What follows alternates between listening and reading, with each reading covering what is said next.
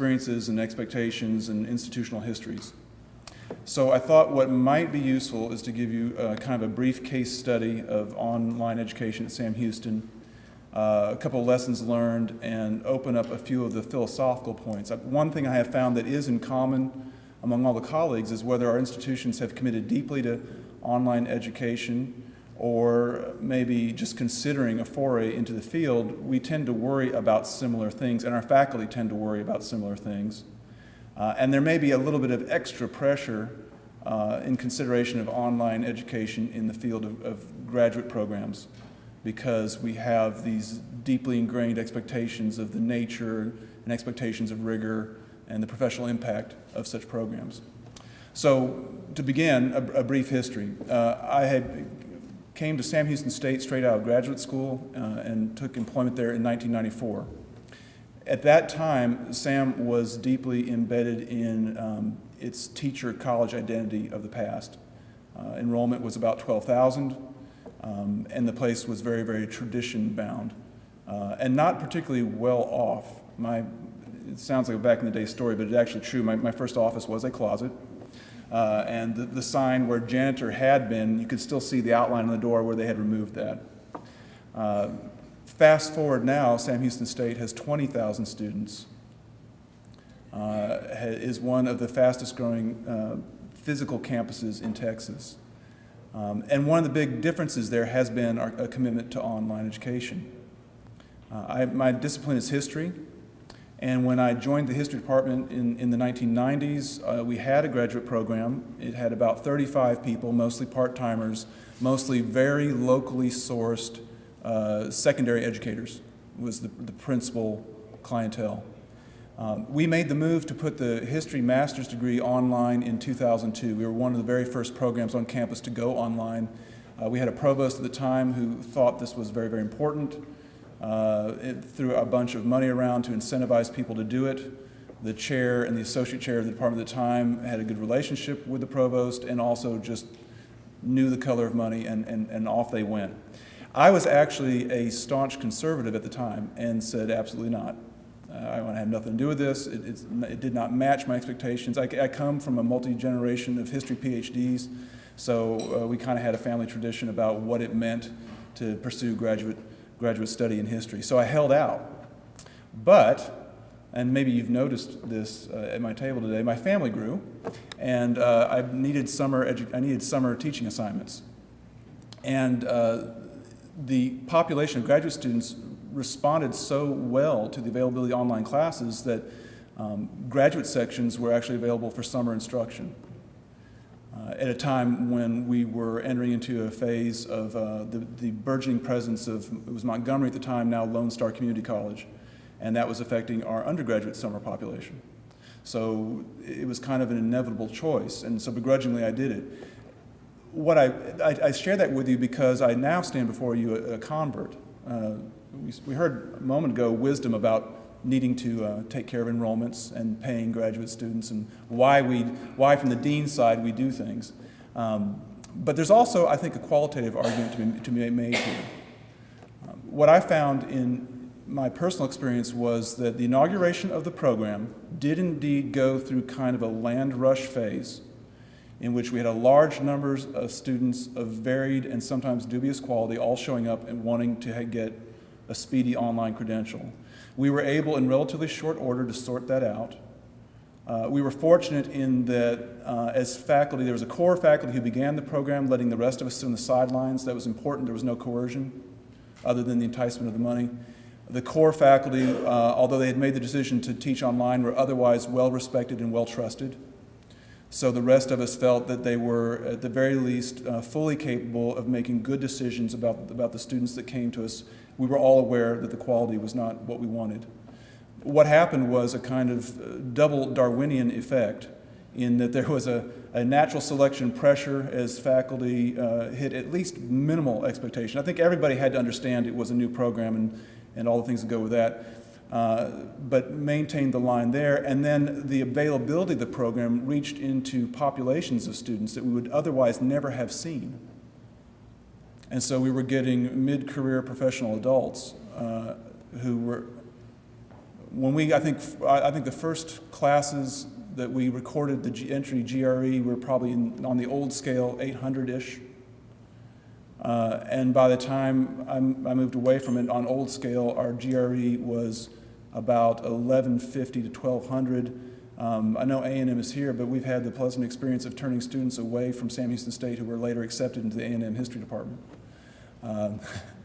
And by the way, former Aggie, so bachelor's and master's, Texas A&M. So that qualitative shift meant all the world to us. Suddenly we went from 35 part-time people mostly sort of meandering through their study in relationship to their careers in secondary education to 100, and actually at the height I think we were over 150 graduate students. We have routinely placed in the top 10 of MA granting programs in the country. And I believe even today we're still in the top 10. We're certainly in the top 15.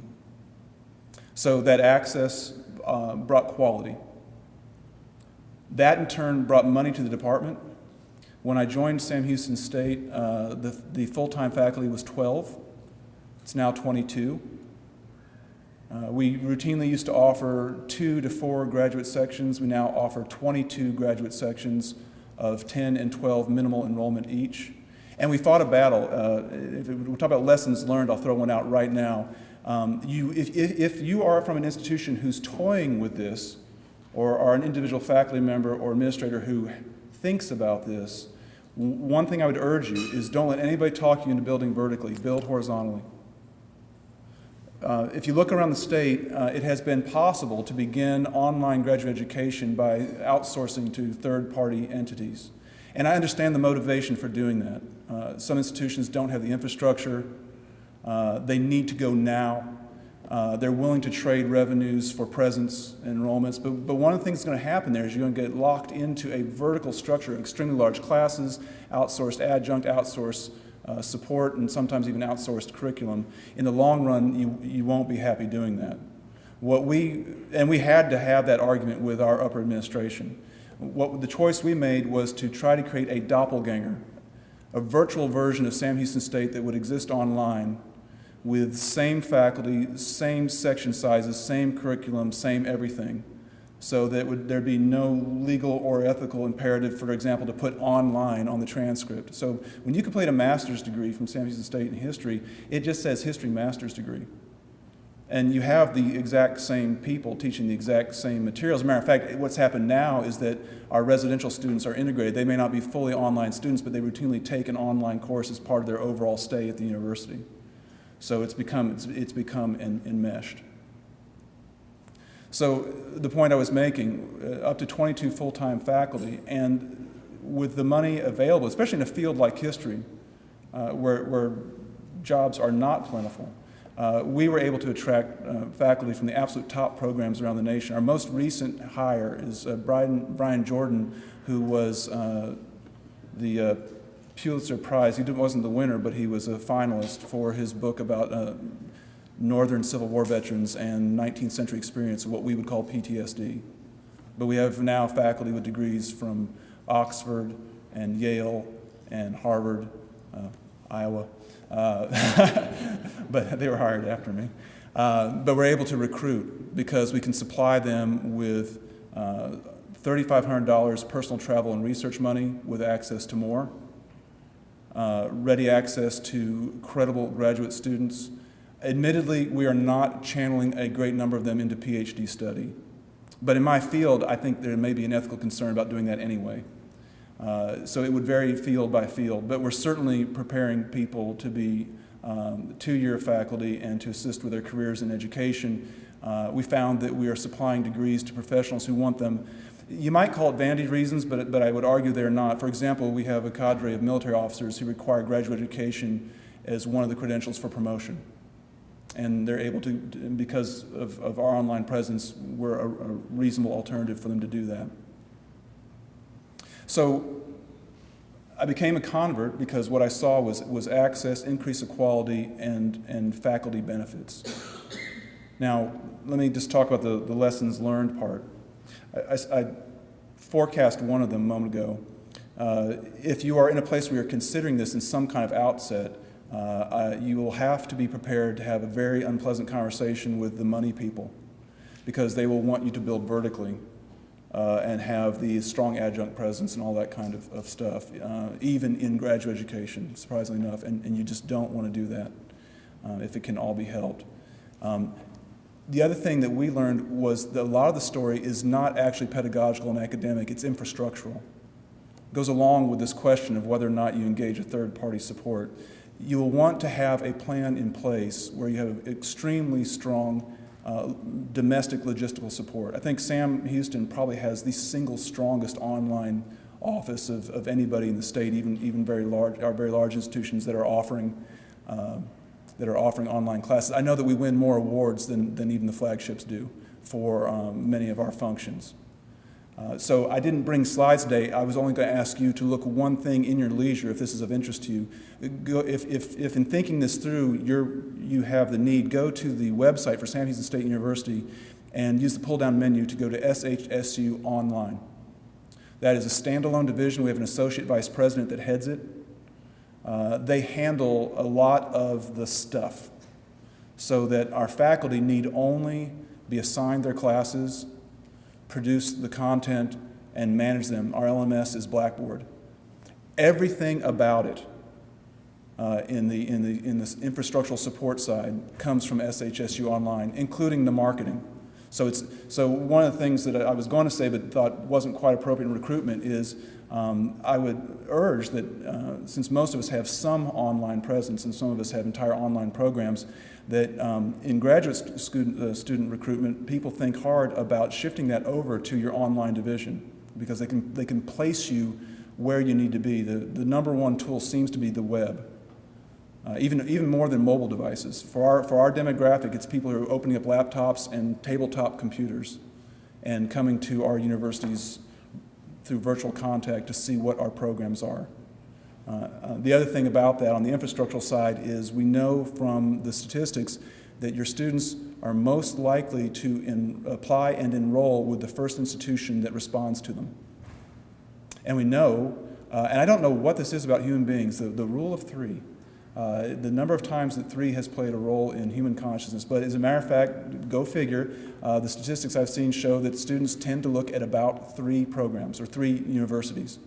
So you have a 1 in 3 chance, and better than that, if you're the first one to answer. All right. Now, other lessons learned. Non-coercion of faculty is important in any given program. But here's the other thing too, and this frustrates me to no end, and I don't know how y'all feel about this.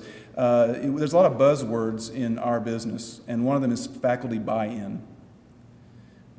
If you wait for faculty unanimity in the inauguration of an online program, you will wait until the climate kills us. So don't do that. What we found in our history department was we only needed a ready core of people who otherwise held the respect of their peers, even if no one agreed with them, and were able to win acquiescence. Let us try this while you observe us. And that was the minimal necessary condition. And that's all you really have to have. Long term for a program, it's better, I believe, if there's a more general integration, because faculty consciousness being what it is, you don't want to create a kind of a caste system between those who do online and those who don't. So within a 2 to 5 year window, you'll want to be able to achieve sort of an immersion of the faculty in it. Other than that, I think it's been mostly a very positive experience. I mentioned a moment ago that our faculty, including junior faculty, show up at Sam Houston State and get $3,500 in personal research and travel funds every year with option to have more. You don't see that at even much larger universities. We're able to do that because we generate online course fees for the courses that are delivered. And this is now almost across the entire university. We have 58 master's programs, 42 of them are fully online. A few more are partially online, and some of them just wouldn't fit well. We have some bench science programs that just would never, I think, make a good online option, so there's no need to consider that. We have 8 doctoral programs that we're able to offer online PhDs in criminal justice and in education, quite effectively and quite competitively. I think for the closing part of my remarks, I'd like to throw out, whether your university is doing this or not, I'd like to throw a couple things out.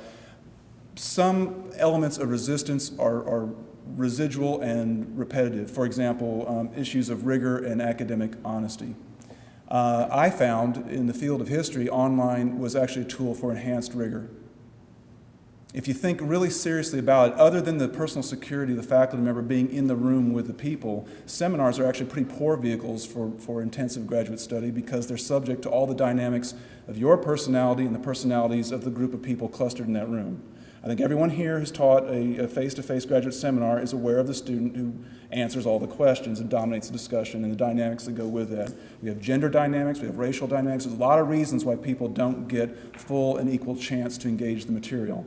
The machine eliminates that because you become, it's almost like the difference of free weights and machine weights. When you use machine weights, the technique question is largely answered, right? As long as you're just not doing it absolutely abusively, the technique question is largely answered and you start to think more about the actual weight of lift. The computer does that for you in so many fields, and that allows the students to respond directly to the material and you to engage their response directly. So there was a qualitative shift up, I think, in the experience of the students and the rigor I was able to apply to students in teaching that mode.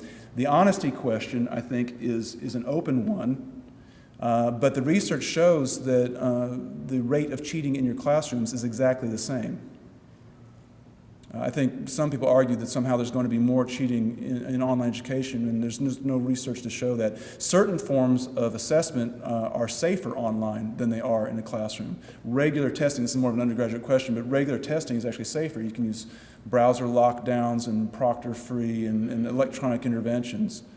The number one form of cheating across both graduate and undergraduate education is ghostwriting. Ghostwriting of original material, which is not going to show up in a Turnitin type program. So and that cheating apparently occurs at roughly the same rate, whether the student was given the assignment in a face-to-face seminar or via a computer. So the question we have to think about if we're talking about graduate education online is the same one you would anyway, and that is the question of effective countering of ghostwriting. And I think that's almost a separate, I don't want to belabor our time here, but I would really argue that of all the various arguments that you might consider about online education, academic honesty is probably not one of them. Because if you do that, then you're going to open up the exact same argument about classroom academic honesty and the effectiveness of classroom teaching. We know, just by way of closure, we know that roughly 60-something% of students have cheated at least once, and roughly 34% say they routinely cheat throughout their academic careers, and that is the same for online and classroom delivery. So last point, if the risk is the same, and if particularly at a regional comprehensive, it's a tool for access to better faculty, more students, and higher quality students, what's the argument against? I would say there isn't one, and I would close with a philosophical point. And that goes back to access. So Sam Houston State is located in deep East Texas and has a strong institutional history of racism. Texas in general is in crying need of graduate education overall and a far better job of delivering graduate education to traditionally underserved minority populations. It's critical. And let me wax a little dramatic here. Actually, if you stop and think about this, people, and have watched the recent election cycle, this is the historian part coming out. I believe we should be all very, very concerned, regardless of the outcome in November. In the recent media and information environment, we've lost a central narrative that usually holds civil society together better. Right? And part of that is the presence of the internet available sources of information and misinformation, and that won't go away. So in my thinking, the only remedy is the one that we have dedicated our lives to and have believed in for so long, and that is better, more, and highly effective education. In a state like Texas, I believe it's actually ethically imperative to embrace online education, particularly for the reason of access, and particularly to enhance the presence of quality information transfer into this virtual sphere where it is so sorely lacking. current arguments in our society aren't going to get any better. And the elements who've made use of information transfer in these digital environments aren't going to go away. So it's going to have to be somewhat of an arms race. And remember, too, this involves more formal channels of power with our legislature and its view of higher education. We're being held ever more increasingly to account for issues of effectiveness, workforce impact, all these sorts of things that are the metrics that are held to us. This is the tool by which you can strike firmly back at those narratives and put your great faculty into a central narrative and dialogue with a broader swath of the general population. Thanks.